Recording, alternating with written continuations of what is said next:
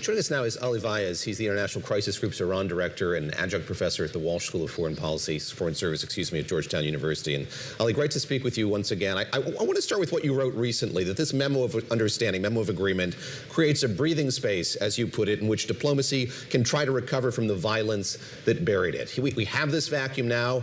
We see the challenges in stark relief. How optimistic are you that in that vacuum, diplomacy will once again grow here over the next 60 days? It's good to be with you. Look, I'm cautiously optimistic that this MOU will eventually find a way of surviving, simply because the alternative to it for the two main actors, the U.S. and Israel, the U.S. and Iran, are just so much less attractive. Yes, Israel is very unhappy, but at the end of the day, America has so much leverage, and I do believe that President Trump would at some point start using the leverage and not just reprimanding Prime Minister Netanyahu to bring about some kind of a ceasefire in Lebanon and try to deliver on this MOU and buy time.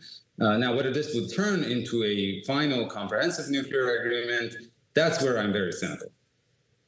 I want to ask you what you think can actually be accomplished in 60 days, because again, going back to what the vice president said at his press briefing, you know, Republicans have criticized this agreement, Democrats have criticized this agreement, and the vice president pushed back hard, saying this is just a starting point. But the ending point for a lot of these individual issues, including the nuclear program, including whether or not Iran is going to get this unfreezing of funds, including traffic in the Strait, seem to be much farther out, even a chasm that is unresolvable in 60 days, if that's really the end goal. Do you think they're going to be able to resolve it? And do you think the U.S. will ultimately curtail those aspirations to be closer to what the MOU is now? So look, I think the parties have basically prioritized the essential and deferred the substantial in this agreement.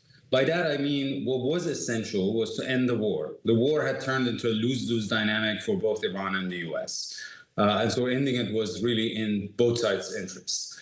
Opening the Strait of Hormuz was truly essential. And of course, for your viewers, this is a critical point that, you know, we were running out of buffer that existed in the energy markets, and we would have a global economic meltdown a few weeks down the road if this standoff would have continued. In addition to the fact that there would be a global food crisis, especially in the global south, and hundreds of thousands, if not millions of people would be affected by it if this situation would have continued. So that was the essential. But the substantial, what happens to the nuclear program, what happens to the stockpile of fissile material, what happens to inspections regime, what happens to sanctions relief, this $300 billion fund, all of those things have been deferred to the 60-day period. And let's be honest, it took 2.5 years, a decade ago, to reach just a nuclear deal with Iran. So we're not going to have a final deal in 60 days, but this period is renewable by mutual consent.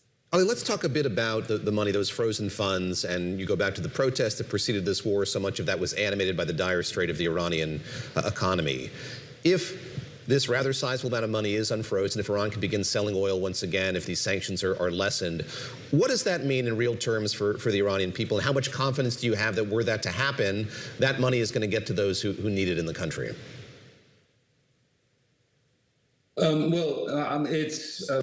has to understand that the Iranians are starting now from a negative starting point, right? The economy was in dire straits prior to this war. The Iranian regime was struggling to keep the lights on. There was water scarcity. There was all sorts of problems which led to protests. Now, after the damage that the economy has suffered, the damage to the infrastructure, it is going to be so much more miserable for the Iranian people. And for the regime, it is one thing to survive a hot war, but it's another thing to be able to survive a cold peace. So they do need recovery and reconstruction, and that is why they insisted that there would be some asset release in phase one of this agreement.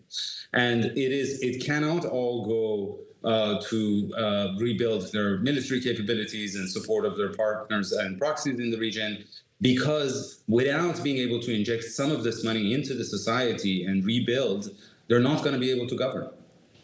Before we let you go quickly, I do want to ask you what the U.S. should prioritize, in your opinion, when it comes to the nuclear file. They seem to have moved away from this idea that they're going to remove all the nuclear material out of the country. Now it's more conversation about mixing it down to a less weapons grade level. Is that a better, more realistic approach, do you think, or is there a risk? I honestly don't know if they could mix it back up again at some point if politics and momentum and leadership changes. Honestly, it doesn't matter that much because they don't have an active enrichment program right now. So whether they ship it out or they dilute it, it doesn't matter. I think the most important thing is actually to have the UN inspectors back on the ground so they can account for this material, because currently we don't know where it is. And no one has had eyes on it other than through satellites and intelligence, and there are limitations to that. But the key point I want to make is that if I were the administration, I would actually not search for a final comprehensive agreement, putting everything in the same basket, because that's hard to negotiate. It would take a very long time. I would do a series of mini deals. And the first step, I think, should be inspections. Ali, last question from me. We're going to be focused here on what goes on in Switzerland. Let's go back to the Gulf, though, and what are you going to be watching for among Gulf nations who have been so grievously hurt by this war over the 100 days plus? Sort of what are they going to be doing? What's diplomacy going to look like? What are their next steps in the Gulf?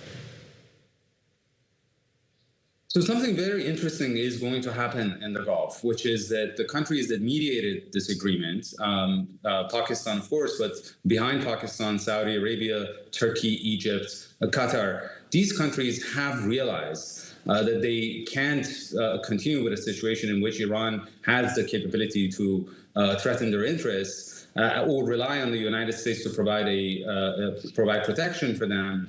So they are going to engage in dialogue with Iran to see if they can start a new regional security arrangement. This is what happened in Europe 70, 80 years ago, and eventually resulted in a much better security arrangement in Europe, where countries have fought each other for centuries. And it appears that we're at the beginning of that process, which is something positive, and I think the United States and the West generally should support.